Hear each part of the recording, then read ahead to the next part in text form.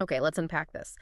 When a franchise as iconic as Halloween promises its final chapter, the anticipation isn't just high, it's a palpable force. The discussions among fans, critics, everyone really, well, they get Oh intense. yeah, super intense. Today we're diving deep into Halloween Ends, the 2022 film that aimed to, well, conclude director David Gordon Green's ambitious modern trilogy. Our listener has provided us with an incredibly detailed source, the Wikipedia entry for Halloween Ends. It's just packed with behind-the-scenes insights, creative decisions, and, the polarizing reception this film got. Mm. Our mission, as always, is to extract the most important nuggets of knowledge and insight from this comprehensive document, giving you a shortcut to being truly well-informed about this deeply divisive film. From the moment it was announced, Halloween Ends was hyped as the definitive supposed final confrontation between Laurie Strode and Michael Myers. But its reception, to put it mildly, was a whirlwind, mixed, passionate, and for many, let's be honest, outright disappointing. What's truly fascinating here, though, is the sheer audacity, maybe. The deviation woven into this film's DNA right from the start. This wasn't just another, predictable slasher sequel designed to recycle familiar tropes. Right. It was explicitly designed by its creators to be a significant departure from what audiences expected, even within Green's own trilogy. And the depth of the source material, it lets us move beyond just knowing what happened in the film or what the scores were. Yeah, it gets into the why. Exactly. Right. It provides this rich tapestry of creative intent and audience reaction, helping us understand why these choices were made and maybe why they provoked such a strong, often negative response. It's almost a case study in artistic ambition clashing with franchise expectations. That clash is precisely what makes this so compelling. Here's where it gets really interesting. After the relentless, action-packed mayhem of Halloween Kills... Which was intense. Right. A film that really ramped up the body count, amplified the mob mentality, featured direct, brutal confrontations. You might naturally expect the finale to double down on that visceral horror, maybe culminate in an epic showdown from minute one. That would be the logical next step, you'd think. But David Gordon Green, the director, along with screenwriter Danny McBride, who'd had huge success with the 2018 Halloween and then Kills, they had a strikingly different vision for Ends. Completely different. Green stated his intention to give each film in his trilogy its own unique theme, its own distinct flavor. And get this, the source explicitly reveals that Halloween Ends was initially conceived as a love story. A love story in Halloween. I know. To conceive the finale of a slasher franchise, especially one as iconic and, let's face it, steeped in pure, unadulterated evil as Halloween as a love story, that's an artistic declaration. It's a bold, almost provocative move. It forces the creative team and then the audience to fundamentally question our ingrained assumptions about what a Halloween movie should be. And Carpenter himself backed this up. Yeah, John Carpenter, the maestro, he described the film as a departure from its immediate predecessors. That immediately signaled, okay, this isn't going to be a straightforward sequel. It was aiming for something else. McBride's desire to avoid a repetitive plot was a big driving force here, too. It's a challenge Carpenter himself faced writing Halloween the Second back in '81, trying not to just rehash the first one. Right, how do you keep it fresh? Exactly. So this creative direction was about pushing boundaries, even if it meant maybe alienating some longtime fans who just wanted more Michael Myers doing his thing. That's a crucial point. For a franchise built on this almost unstoppable boogeyman, a departure implies a huge narrative risk. It could fundamentally alter the formula, shake the foundations of what makes Halloween, well, Halloween. Definitely a risk. You're not just making another Michael Myers movie, you're trying to evolve it, maybe imbue it with new thematic weight.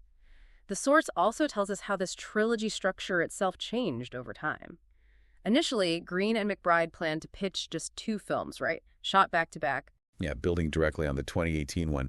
But after that film was such a massive hit, kind of unexpected maybe, they realized they had so much material, so many ideas, they opted to expand it into a full trilogy. It's interesting how that creative process unfolds. They even brought in different writing teams for Kills and Ends, although Green and McBride were still primarily steering the ship, like they needed help curating their, quote, crazy brains. Gives you a sense of how much story they felt they had. Indeed. This sort of iterative, almost organic process where they were constantly refining their approach, it highlights the challenge of concluding a beloved franchise while still trying to do something fresh, something meaningful. The decision to shift towards a love story and emphasize a departure, it speaks to a real desire to do more than just another slasher. to dig into themes of evil, trauma, societal impact, not just deliver kills. Ambition. It's ambition, yeah. And as we'll see, that ambition was a double-edged sword, led to a polarizing reception for sure, but it also ensured the film stood on its own as a unique artistic statement within the whole series. Speaking of polarizing, let's get into it. The film's most talked about, and yeah, arguably most controversial element, the new character, Corey Cunningham, and his shockingly central role. The Corey factor. Exactly. As many of you know, the film opens on Halloween 2019, 4 years before the main action. We meet 21-year-old Corey babysitting a kid, Jeremy Allen. There's this tragic, awful prank gone wrong. Jeremy locks Corey in the attic. Parents come home. Corey's desperate, kicks the door open. And accidentally knocks Jeremy over the railing. Yeah. To his death. Just horrific. Yeah. Corey's arrested, but ultimately cleared. Ruled an accident. But despite being legally innocent, the people of Haddonfield, still reeling from Michael's 2018 rampage, Still completely traumatized. they make Corey a total pariah, an outcast burdened by guilt, public condemnation, just brutal. And this raises the absolutely critical question, doesn't it? Why? Mm-hmm. Why introduce a brand new, fundamentally different serial killer character in the final film of a trilogy? Especially when everyone expected to focus squarely on Michael Myers. Yeah, what was the thinking there? The sources reveal a very profound, deliberate intention. Director David Gordon Green's goal was, and I quote, to further explore what can make a person turn into a psychopath through Corey. It wasn't just about another killer, it was about the process. Oh, okay. The becoming. Right. Green saw Corey as someone who, kind of like Laurie Strode herself, is deeply traumatized by Haddonfield. But instead of fighting the evil, like Laurie did, Corey encounters Michael Myers, the evil stalker, and tragically ends up becoming infected by him. It allowed Corey's unchecked negative inner entities to spread and consume him, a chilling alternate path for someone broken by that town's fear. So it's not just a new character for the body count, it's a new psychological lens, a way to look at evil in Haddonfield that's more human, Right. less supernatural. Precisely. And the source draws this really fascinating parallel between Corey's arc and Arnie Cunningham from John Carpenter's Christine. Oh, wow. From 1983. Yeah. Both of these vulnerable, neglected outsiders, social pariahs drawn to and transformed by a darker force. For Arnie, it's the car.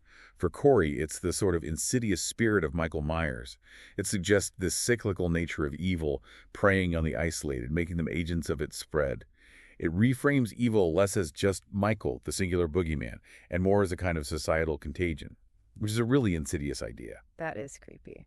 And it grounds it more, too. It does. And disturbingly, the creators revealed Corey's role was partly inspired by real-life perpetrators of school shootings, which adds this chilling layer of contemporary relevance, grounding the horror in something much more uncomfortable, more tangible. Green also highlighted a key distinction in the violence. Corey's kills are messy, driven by raw rage, desperation. Very different from Michael's methodical, almost ritualistic, well-executed acts. Corey, Green said, wants to emulate Myers' violent acts. But he lacks that clinical precision. It shows his transformation is maybe incomplete, a kind of grotesque mimicry. That's a powerful distinction. Makes Corey's descent feel more human, maybe more tragic, less like the unstoppable force Michael is. So, after Corey's tragedy and becoming an outcast, we jump 3 years ahead. Haddonfield's still traumatized, Michael's vanished, Laurie's trying to move on, living with Allison, writing her memoir, trying to process it all. Trying to find some peace, yeah. And Corey re-enters their lives. Laurie, being Laurie, helps him after he gets beat up, takes him to Allison's work. And that's where Allison and Corey start this relationship. Yep, a seemingly innocent bond. Which becomes the catalyst for Corey's full embrace of darkness. This is where the infection really takes hold, right? The point of no return. Yes, that's the absolute pivot. The transformation, the infection, it's shown quite literally, quite viscerally. Yeah. After being bullied, thrown off a bridge, left for dead, Corey gets dragged into the sewers, this dark underbelly of Haddonfield. Right, into Michael's lair, basically. Exactly. And there, in the shadows, he encounters Michael Myers. Still alive, but weakened. And in this really pivotal scene, Michael actually chokes Corey, then unexpectedly lets him go. It's this moment that visually, almost spiritually, seems to pass on the evil, or at least unlock Corey's own dormant darkness. So it's like Michael activates something already there. That's one interpretation, yeah. Yeah. Or maybe transfers something.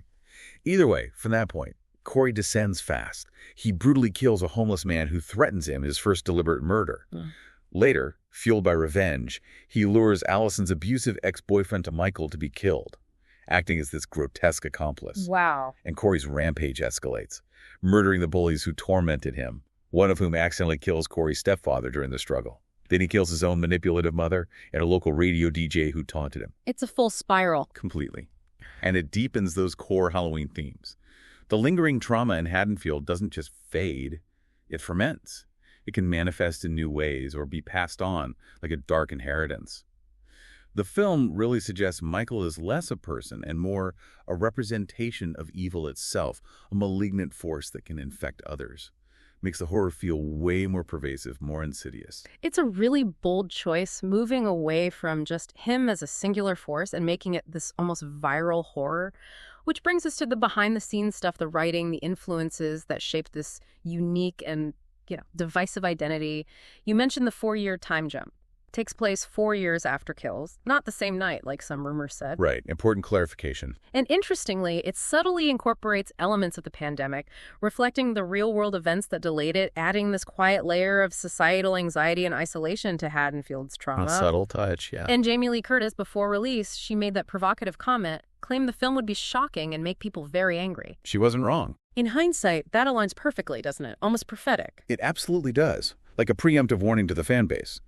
Producer Malik Akkad called Ends more contained than the chaos of Kills, and Green himself described it as an intimate coming-of-age story. Which is just wild for a Halloween finale. Totally unexpected description. And what's truly fascinating here is the sheer breadth and sometimes obscurity of cinematic influences Green cited, moving way beyond typical slasher fare. Like what films did he mention? Okay, get this. Willard from 71, about the guy with the rats. Butcher, Baker, Nightmare Maker from 81, a cult slasher. My Bodyguard from 1980, a teen drama. Blood Rage and Bad Taste, both from 87, Peter Jackson's Splatterfest, and even Wong Kar-wai's Fallen Angels from 1995. Wow. Fallen Angels, that's a deep cut for a Halloween movie. How did those diverse films specifically shape Ends? Well, Green gave some specifics. He cited Christine and My Bodyguard for informing the Allison and Corey dynamic, noting My Bodyguard's celebratory moment influenced their early connection. And Fallen Angels, known for its atmosphere and style, directly inspired that motorcycle bonding scene between Allison and Corey, aiming for a certain coolness and edgy romance that may be out of place in a typical slasher. Interesting. What's even more interesting, and telling about Green's influences, is his personal connection. He said most of these were films he wasn't allowed to see as a kid in the 80s. Ah, the forbidden fruit. Exactly. He'd sneak off to a friend's house to watch them on grainy VHS. These forbidden films clearly left a lasting impression. It highlights this deep, unconventional well of cinematic appreciation influencing his choices, pushing Ends far beyond its slasher roots. That's a great insight into his process, drawing from such a varied history, and then the ending, the conclusion of this whole trilogy, especially one taking such radical turns. The pressure must have been immense. The source says there were multiple alternate endings considered, which really shows how much they grappled with getting it right. Oh, yeah. Green revealed several profoundly different endings were on the table, showcasing the whole spectrum they explored. One initial, much darker ending had Laurie Strode, the ultimate survivor, tragically committing suicide. Whoa, no way.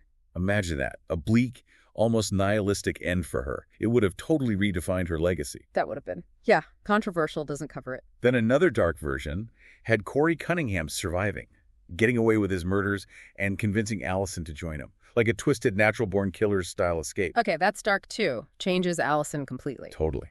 Leaves this unsettling note about evil spreading.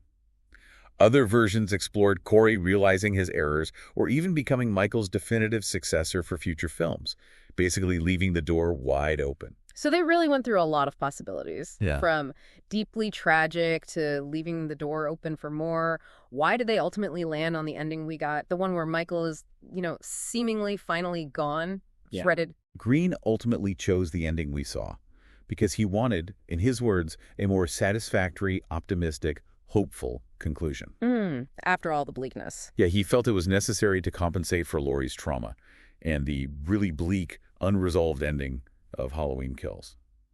After Kills left you with this sense of inescapable evil, Green wanted to offer some catharsis, some finality, at least for this arc. Makes sense. McBride also added that from all the endings they tested and scenes they removed, the one ultimately used was perceived as the most anticipated, which suggests a desire to give audiences that sense of closure, maybe even triumph, after decades of Michael's terror, not just more dread. That brings us to the practical side, bringing this unique vision to life. Casting production challenges. Jamie Lee Curtis obviously returned as Laurie for Kills and Ends. The source mentions her $3.5 million payment, testament to her status. Big payday. Worth every penny for the franchise, probably. Andi Matichak back as Allison, whose journey becomes so central. And Kyle Richards, Lindsay Wallace from 78, her role got expanded in Ends after her great return in Kills. Yeah, fans loved seeing her back. But the casting of Corey Cunningham, that was undeniably pivotal, given how central and controversial he was. Absolutely critical. And Green's approach was specific. Rohan Campbell, who got the role, apparently didn't even realize how significant his character was at first, expected to die early on. Maybe that innocence helped. Green chose him from hundreds because he had this specific combo. A neutral, tough but sensitive face, neutral handsomeness, a look of life and emotion, could convey vulnerability and darkness. His physicality was key too. Green felt he could portray Corey as a motorcycle rider, embodying that 1980s leather jacket bad boy vibe from films like My Bodyguard. Very specific criteria. Yeah, and Green deliberately kept Campbell out of the press before release. Both Green and Jamie Lee Curtis actually warned Campbell about potential backlash over his character. Wow, they knew. They clearly knew this was going to be divisive, which is pretty telling. That foresight is remarkable. What about the actual filming? Any big hurdles or interesting on-set stories? There were definitely some. The original plan to film Kills and Ends back-to-back got scrapped. Just too intense a schedule, too big an undertaking. I can imagine. Then filming for Ends got quietly delayed by COVID. Eventually started January 2022 in Savannah, Georgia. Working title, Cave Dweller. Evocative. Jamie Lee Curtis filmed her scenes from late Jan to late Feb. Described her goodbye to Laurie as, get her sweet. Must have been emotional. Decades playing that character, yeah. Rohan Campbell, showing commitment, insisted on doing his own stunt when Corey kills one of the bullies. Added that raw energy. Good for him. And Green allowed actors to improvise for humor sometimes, injecting unexpected levity into this dark story. Maybe speaks to that love story aspect, blending tones. So even with the heavy stuff, room for spontaneity. And the ending battle, that final Laurie versus Michael showdown, critical to get right. Absolutely paramount. And the source reveals it was super fluid. That last showdown was assembled and reassembled throughout filming, constantly striving for impact. It was written spectacularly from the first draft, apparently, forcing the stunt team to keep innovating. But all those revisions led to several continuity errors. Happens when you tinker that much. Crucially, there were significant reshoots in June 2022, only 4 days back in Savannah. Test screenings were huge here.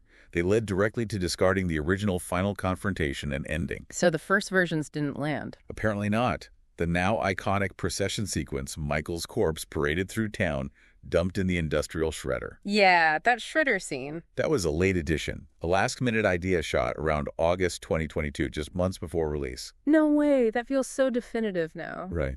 Green said he wanted something more grand for the ending.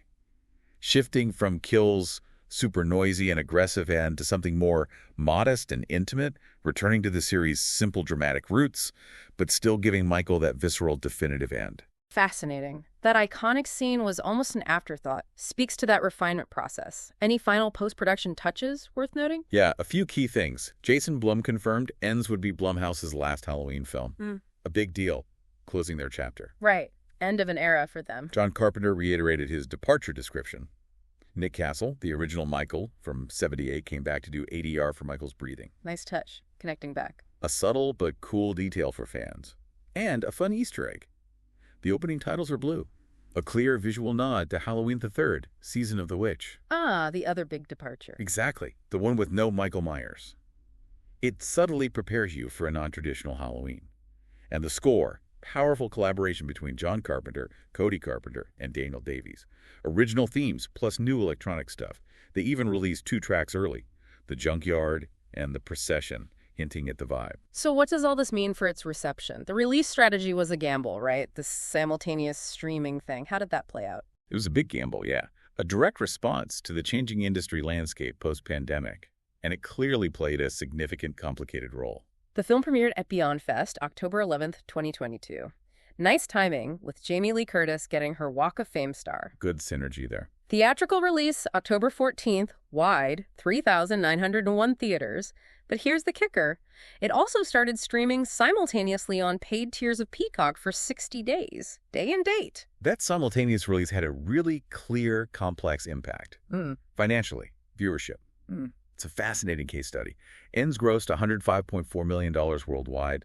Budget was $33 million. Sounds okay, right? Seems decent profit. But it was the lowest grossing of Green's trilogy. The 2018 film made $255.6 million. Kills made $133.4 million. So a definite drop theatrically. Okay, yeah, big drop from the others. However, despite being the lowest of the new trilogy, it was still the third highest grossing film in the entire Halloween franchise history. Wait, really? Third highest ever? That's wild. It's a paradox, right? Highlights the enduring popularity of the series overall, even when one installment doesn't fully connect. That's fascinating. Lowest of the new, but still huge historically. What about the opening weekend? That's usually the big tell. Opening weekend, it made $40.1 million. Topped the box office, respectable, but significantly below projections. They were hoping for $50-60 million. So underperformed expectations. Yeah. Universal themselves largely blamed the simultaneous Peacock release, said it cannibalized ticket sales. But they also proudly reported Ends was the most watched film or series ever on the platform over a 2-day period. So, bad for theaters, great for Peacock. Kind of illustrates that industry push and pull. Then it saw a huge drop in its second weekend, plummeted 80% to just $8 million. The 88% drop from the film's first Friday to second was near record bad. Ouch. Widely blamed on both the streaming option and the generally poor reception by critics and audiences, negative word of mouth likely kicked in hard. So it seems like streaming maybe did hurt the theatrical run, despite doing well on Peacock itself. What did the streaming numbers look like overall? On Peacock, it was viewed by 920,000 households in its first streaming week. Interestingly, that was actually down from Halloween Kills' 1.7 million streaming households in its comparable period. Oh, so fewer people streamed Ends than Kills initially. Seems so. Maybe a dip in overall interest for the finale or just changing viewing habits. But despite that drop, Ends still performed amazingly well for Peacock. Ranked number 8 overall, top film that week on Nielsen streaming charts. It became the first program on Peacock to rank in the weekly Nielsen Top 10. Wow, okay, so a big win for Peacock as a platform. Exactly. This whole debate about day and date's impact. Ends is a prime example. Shows the successes for streaming platforms, but also the undeniable challenges for traditional box office. Okay. Success isn't just one number anymore. This raises the big question then. After all these unique choices, the intentional departure, the unconventional release, how did it ultimately land? Critically, with audiences. The overall sentiment was definitely mixed reviews from critics. That almost understates the passionate divide, right? Oh, absolutely. Mixed feels gentle. It got a 40% on Rotten Tomatoes. Their consensus read, Halloween ends for now anyway, with a frequently befuddling installment that's stabbed, slashed, and beaten by a series of frustrating missed opportunities. Ouch. Not glowing. Metacritic was 47 out of 100, mixed or average. Audiences via CinemaScore gave it a C+, lowest of Green's trilogy. Post-track was 64% positive overall, so clearly didn't resonate widely with the general public walking out. And this mixed reception is where that pushing and pulling of its ambitious concepts really shows. Common criticisms hammered its focus on the new character, Corey, sidelining Michael too much. That was the big complaint, yeah. Many critics just deemed it a disappointing conclusion because it didn't deliver that direct, cathartic showdown they wanted. Richard Roper was harsh. Just stabbing metaphors, stabbing soap opera, stabbing, said it lacked coherence. Owen Gleiberman in Variety called it neither scary nor fun, most joylessly metaphorical and convoluted entry. Lamented its intellectual goals over visceral horror. Ben Travis in Empire felt it was lost up in its own abyss, an unsatisfying closing chapter. Said Green struggled to synthesize the serious stuff with the demands of a popcorn shocker. So the core criticism was it tried to be too smart, maybe, and forgot to be a Halloween movie for some.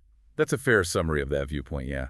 It underscores the expectation for a very particular type of slasher film, one that Ends intentionally, maybe even provocatively deviated from. But it wasn't all negative, was it? Some critics actually praised it, maybe because it was different. Indeed. It's fascinating how diametrically opposed some views were. Multiple critics, for instance, praised that opening sequence with Corey. Brian Truitt called it an unnerving, unexpected scene. David Rooney called it an intriguing detour. It grabbed attention. What's really interesting are the critics who appreciated its deviation precisely because it was different. Sean O'Neill, Chaos and Collins, praised Ends as the most unique of Green's trilogy. Some even called it the best. The best. Wow. Because it resonated with Green's earlier, more independent films. O'Neill drew parallels to George Washington, Green's debut small-town tragedy, Accidental Child Death, and Joe, for its themes of inescapable violence, sins of fathers.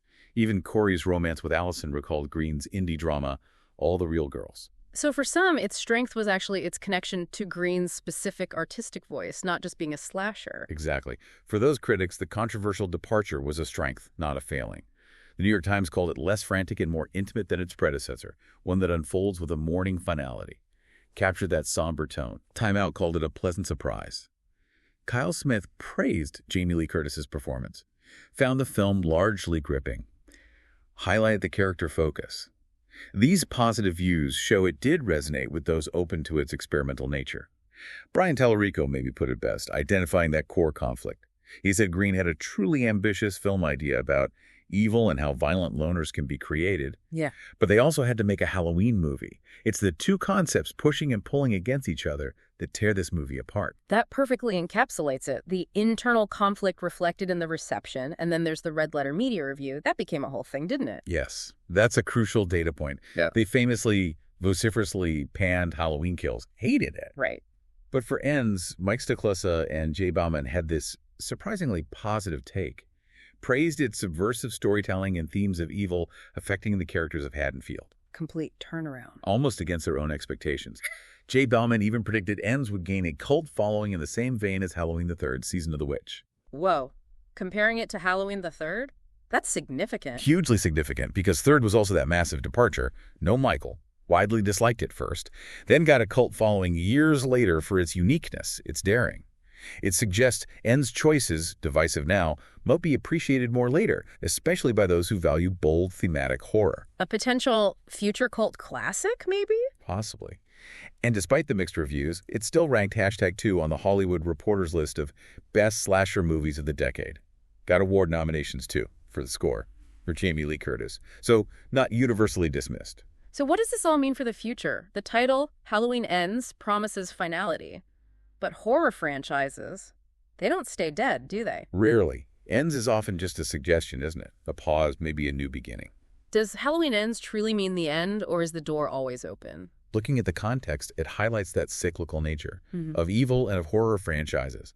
John Carpenter pragmatically said future installments depend on Ends' commercial success, even though Green was adamant that Ends was their story's ending, the end of their trilogy. Right. Their specific story concludes. Jamie Lee Curtis echoed this, said the 4 films from 78 to Ends were self-contained for her character's arc, but she acknowledged the possibility of a new narrative being adapted into future films, and crucially, reconfirmed it was her last appearance as Laurie Strode. Okay, so a definitive end for her Laurie, that feels significant, a poignant farewell. But the door's conceptually open for a new take? Classic franchise move. Exactly. James Jude Courtney, Michael Myers, and Green's trilogy also felt done. Said he viewed Ends as a Super Bowl win, leading to retirement from the character. Felt he gave his all. Fair enough. He went through a lot in those films. But here's the crucial business detail. Jason Blum confirmed Ends is the last Halloween movie under Blumhouse Productions. Not necessarily the last franchise film, but the last from Blumhouse. Ah, that's key. It is, because the intellectual property rights, the IP, revert to producer Malik Akkad after Ends' release. This means the IP is now free for other companies to develop new stories, new timelines, new Michaels without Blumhouse. The keys to the kingdom are back with Akkad. Pretty much. Green himself talked about Laurie's future. Confident parting with this Laurie, but acknowledged the inevitable possibility of eventually some filmmakers creating a new Laurie with some plot twist to continue the franchise's mythology. Because the appeal of Halloween is just too strong. So Halloween Ends really means the end of this specific Green trilogy, the end of Jamie Lee Curtis's iconic run, the end of Blumhouse's involvement. But the spirit of Michael, the evil of Haddonfield, the potential for new stories, that remains very much alive, thanks to those reverting rights. It's a fascinating paradox. Precisely. The cycle continues. The creative team made their statement with Ends, providing closure for their narrative. But the rights and the enduring popularity mean Michael, or the concept of Halloween, can indeed rise again. under new teams in ways we can't even imagine yet. We've gone from a film conceived as a love story to a controversial streaming release, a divisive new character embodying a different evil, and a final battle reshot to be more grand. It's clear Halloween Ends was anything but a straightforward conclusion. It was a bold, artistic statement, for better or worse. Which raises an important question for you, our listener. Given those profound intentions behind Corey, exploring what makes a psychopath, and the film's undeniable status as a radical departure, does the mixed reception reveal more about our expectations for established franchises? Our comfort zones, maybe? Or does it show the inherent challenges, perhaps the limitations, of subverting a beloved horror formula that fans feel they kind of own? And ultimately, in a world of endless reboots, what does it truly mean for evil to end? Especially when the very concept of a franchise thrives on its continuation, ensuring the boogeyman always returns.